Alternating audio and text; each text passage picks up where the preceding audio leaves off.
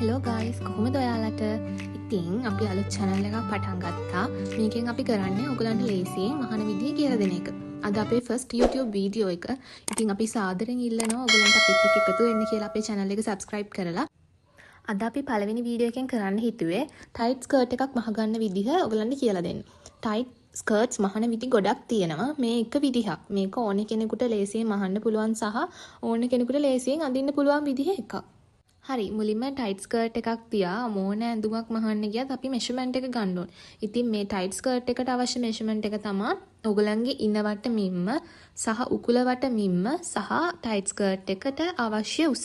මම මෙතන අරගෙන තියෙන රෙදියාර 3 කාලක්. ඒකෙන් අඟල් 3 මාරක කෑල්ලක් කපලා තියාගත්තා ඉනේ බෑන්ඩ් එක මහගන්න.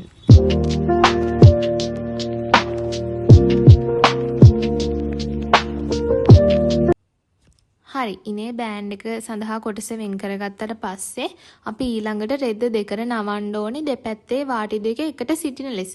ඒ දෙපැත්තේ වාටි දෙකට අපි බල වාටි කියලාත් කියනවා ඉරටු වාටි දෙක කියලාත් කියනවා. මම මට පුරුදු හින්දා ඊළඟට වීඩියෝ එකේ ඒකට බල වාටි කියලා කියන්න. බල වාටි දෙක එකට සිටින ලෙස නමාගත්තට පස්සේ ඒ බල වාටියේ ඉඳලා අඟල් එකමාරක් මාක් කර ගන්න ඕනේ රෙද්දේ නැම්ම පැත්තට. දැන් රෙද්ද තියෙන්නේ 4ට නවලා. දැන් රෙද්ද 4ට නැමුවට පස්සේ අපිට අවශ්‍ය උස, ඒ කියන්නේ සාය සඳහා අවශ්‍ය උස මාක් කරගෙන ඉතිරි කොටස අපි කපලා දාන්න ඕනේ.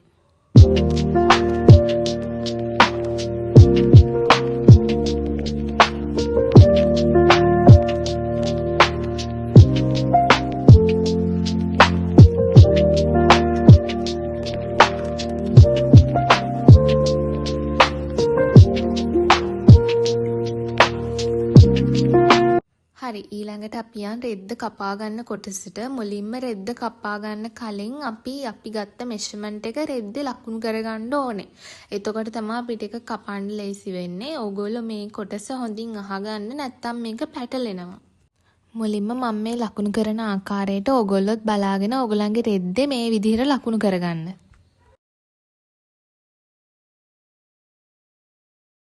මුලින්ම අපි ඉනවට මිම්ම 4ට බෙදලා ඒකට අඟල් එකක් එකතු කරනවා. ඉනවට මිම්ම කියන්නේ මොකද්ද? අපි මුලින්ම මෙෂර්මන්ට් එක ගද්දි ඉන කියලා මෙෂර්මන්ට් එකක් ගත්තානේ. ඒක තමයි ඉනවට මිම්ම කියන්නේ. දැන් උදාහරණයක් විදිහට මං ගත්ත ඉනවට මිම්ම 28යි. එතකොට මම 28 4ෙන් බෙදලා ඒකට එකක් එකතු කරනවා. ඒ එකක් එකතු කරාම ඒක ගන්නවා අපි අපේ ඉනේ 4ෙන් එකක කොටසක මිම්ම විදියට. මොකද අපි දැන් රෙද්ද 4ට නවලන්නේ තියෙන්නේ. එතකොට අපි ඒ කපා ගන්න යන්නේ රෙද්දේ 4ෙන් එකක කොටසක්. හරි අපි දැන් ඊළඟට බලමු උකුල වට මිම්ම කොහොමද ගන්න කියලා.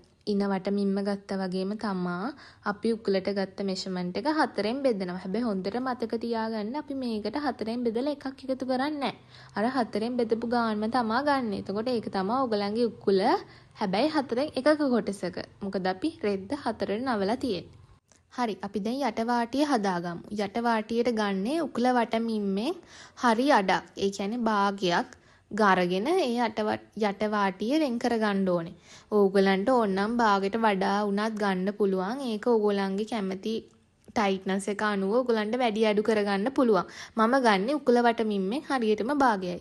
මම මේ ගත්ත මෙෂර්මන්ට්ස් ඔක්කොම මාක් කරන්නේ බල වාටියේ තියෙන පැත්තේ ඉඳලා අනිත් පැත්තට. ඊට පස්සේ සයිඩ් එක පැත්තෙන් අඟල් එකක් මැහුම් වාසි තියාගන්න ඕනේ ඔයගොල්ලෝ. අර මම පැත්තෙන් ඉරක් ඇඳලා තියෙන්නේ ඒක තමයි මැහුම් වාසිය. දැන් ඔයගොල්ලෝ මැහුම් වාසිය දිගට කපාගෙන රෙද්ද ඉතුරු හරිය ඉවත් කර ගන්න ඕනේ මේ වීඩියෝ එකේ විදිහට.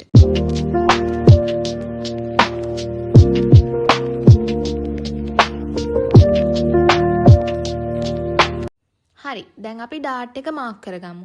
ඩාට් එකට තමා අර කලින් ඉන මිම්මට එකක් එකතු කරේ අපි මතකද? 28 4ෙන් බෙදලා එකක් එකතු කරේ. ඒක තමයි ඩාට් එක. මෙතන ඉන අපි අරගත්තේ 8යි. ඒක දෙකට බෙදුවම 4ක් වෙනවා. 4 මාක් කරලා එතන දෙපැත්තේ භාග ගානේ අඟල් එක මාක් කරන්න ඕනේ. ඊට පස්සේ ඩාට් එකේ උස ගන්නේ අඟල් 6ක්. ඉනේ වගේම අඟල් 6 කෙලින් අඟල් 4 මාක් කරගෙන ඊට පස්සේ ඩාට් එක ඇඳ ගන්න ඕගොල්ලෝ. ඩාට් එක දෙපැත්තට ෂිපර් එක අල්ලන වාසියට කට් මාක් දමා ඩාට් උස මාක් කරගන්න. මම මෙතන කරන විදිහට රෙදි කොටස් 4 පැත්තටම වදින විදිහට හොඳට පින් එකකින් ඕගොල්ලෝ එක මාක් කරගන්න. මම මේ වීඩියෝ එකේ කරලා පෙන්නනවා ඒක ඕගොල්ලන්ට කොහොමද කරන්න කියලා. ඕගොල්ලෝ හරියට මේ වීඩියෝ එකේ තියෙන ඒ පියවර විදිහටම ඕගොල්ලෝ ඒක කරන්ඩ නැත්නම් ඕගොල්ලන්ට ඒක වරදින්න පුළුවන්. හරි මම මෙතන ඔයගලන්ට පෙන්නන්නේ අපි කපාගත්ත ඉනේ බෑන්ඩ් එක සහ ඒ ඉනේ බෑන්ඩ් එකට අවශ්‍ය ස්ටිප් කෑල්ල. හරි දැන් අපි මහන කොටසට යමු. රෙදි වලට අමතරව ඕගොල්ලන්ට ටයිට් ස්කර්ට් එක මහන්න ඕනේ වෙනවා ෂිපර් එකක් සහ ස්ටිප් කෑල්ලක්. මේ ඕගොල්ලන්ට රෙදි මහන ගන්න තියෙන කඩ වලින් ගන්න පුළුවන්. ෂිපර් එක ඉන්විසිබල් ෂිපර් එකක් වෙනවා නම් හොඳයි. හරි මුලින්ම කරන්න තියෙන්නේ ෂිපර් එක අල්ලන කොටස සහ යට ඕපන් එකට වෙන් කරපු කොටස ඇරලා මැද කොටසට මැහුමක් ගහගෙන ෂිපර් එක අල්ලගන්න.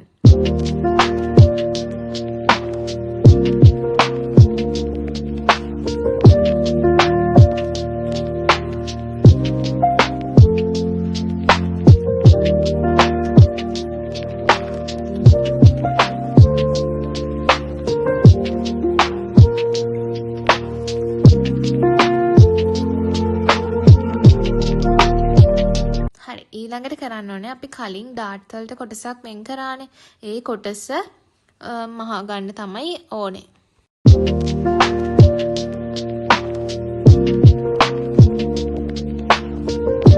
ඩාට් දෙක මැහුවට පස්සේ අපි සායේ යටපැත්ත හරවලා සායේ ඕපන් එකේ දෙපැත්ත මේ විදියට මහ ගන්න ඕනේ. ඊළඟට මම මේ කරන විදිහට ඔයගොල්ලෝ ඕපන් එක කරගන්න.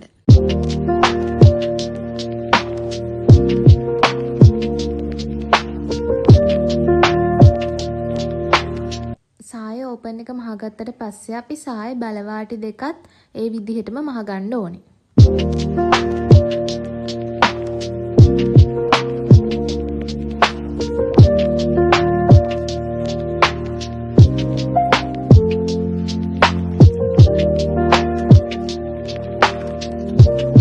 හරි දැන් අපි අපේ ටයිට් ස්කර්ට් එක මහල ඉවර කරගන්න ඉතාමත් ආසන්නයටම ඇවිල්ලා තියෙනවා.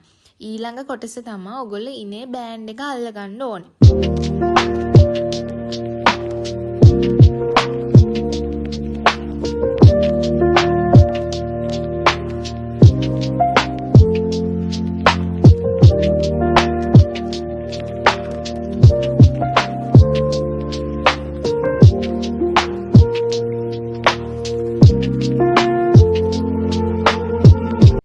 ඉනේ පටිය අල්ලගත්තට පස්සේ ඕගොල්ලෝ අර අපි කලින් ගත්ත ස්ටිප් කෑල්ල අරගෙන ඒ පටිය ඇතුලෙන් තියලා සායේ ඉන්නට අල්ලගන්න ඕනේ. මේ වීඩියෝ එකේ තියෙන විදිහට ඒක කරන්න.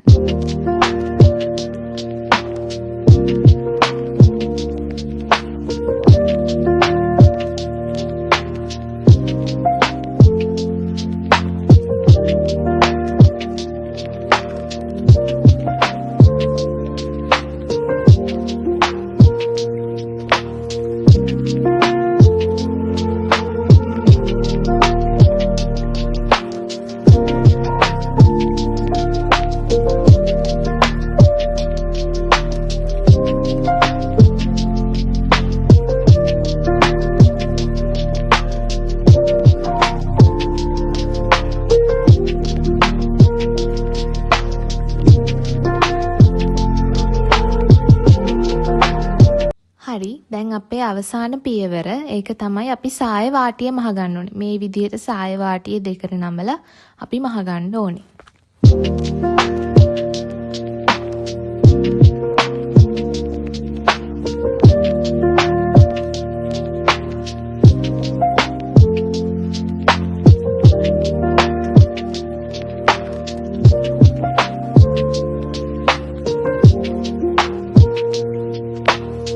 දැන් මේ විදිහේ හක් දෙකක් අරගෙන ඕගොල්ලන්ගේ සායේ ඉන දෙපැත්තට අල්ලගන්න. දැන් අපේ වැඩ ඔක්කොම ඉවරයි. ඉතින් මේක තමයි අපේ ෆයිනල් අවුට්පුට් එක. මේ වීඩියෝ එක බලපු ඔයගොල්ලෝ හැමෝටම ගොඩක් ස්තුතියි. තවත් මෙවැනි වීඩියෝ නැරඹීමට අපේ channel එක subscribe කරලා අපත් සමග එකතු වන්න. ස්තුතියි.